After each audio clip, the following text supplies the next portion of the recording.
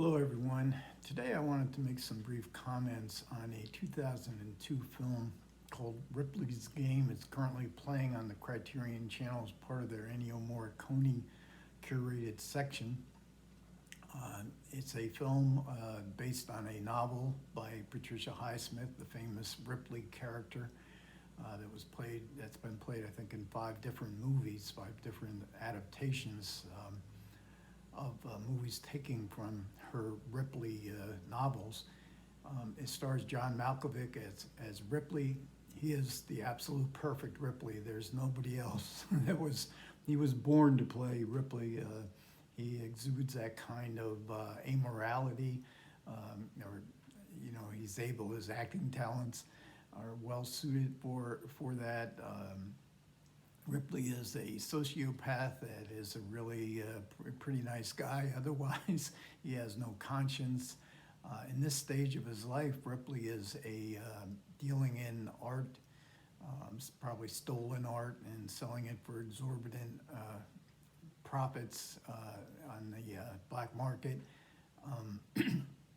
He's living in this luxurious mansion full of great art, and he's married to a concert pianist. The Ennio Morricone score is heavy on classical. I believe he's probably using some classical sections. I'm not an aficionado on classical music, unfortunately, but it's a beautiful score by Morricone.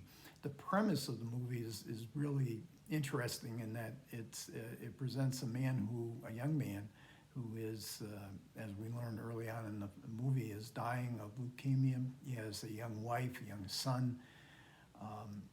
Ripley, through a friend of his, or not really a friend, but a business associate, sets him up with a deal where this man, played by Dougray Scott, is tempted to become an assassin for $100,000. He is going to be employed to assassinate a criminal. He doesn't, he's weighing the morality of such an act, or whether he's even capable of it, versus providing his young family with $100,000 worth of security. And this business associate of Ripley's is played by Ray Winstone.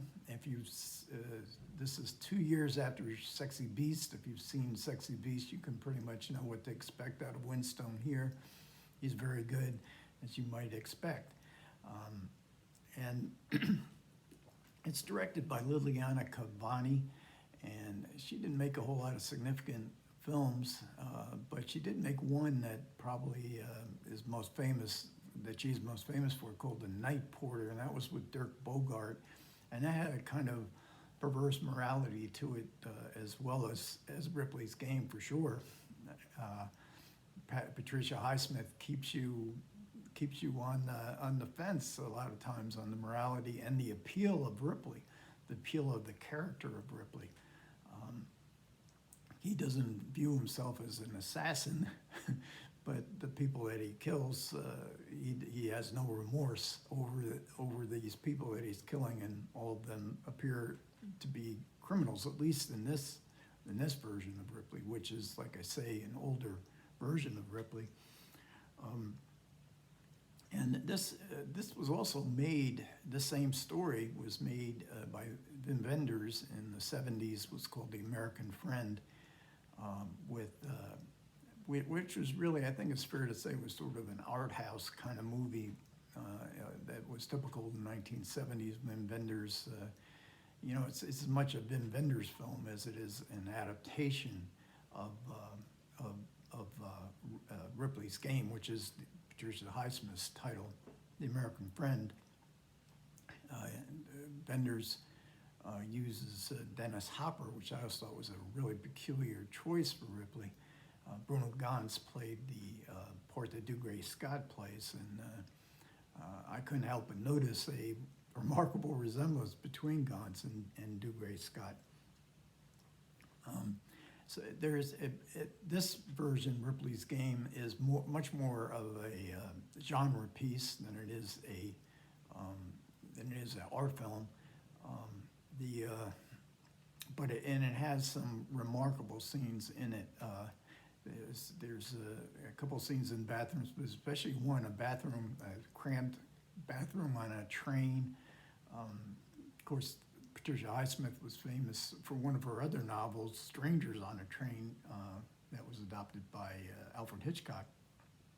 But these killings, the killings are both, they're gruesome and they're also comical in a style that Highsmith was really famous for, and that I think Cavani really does a real good job in executing in this film. And as the Ripley's Game has a strange history. It was never released to films, at least not in the United States. I don't know why the studio was reluctant to release it. It did get a rave review from Roger Ebert, and it got some other good reviews too. And Malkovich is so good. I mean, this is really a signature role for John Malkovich, and it's really a shame that it didn't get more attention, and really kind of puzzling. I guess it came out on DVD. I probably rented it through Netflix in the early 2000s. I don't believe it's ever come out on Blu-ray, but it's still there on the Criterion channel for those of you who can get that. I don't know where it's streaming throughout or whether there's Blu-rays or DVDs still available in the rest of the world, but highly recommend it for fans of Malkovich, for fans of Ripley, for fans of Patricia Highsmith. This is a really good adaptation. Maybe some people think it's the best adaptation of Ripley, and I'm inclined, at this moment, at least, having just watched the film last night, I'm inclined to agree with them. Okay, well, thank you guys for listening, and I hope you guys take care, and I will catch you next time.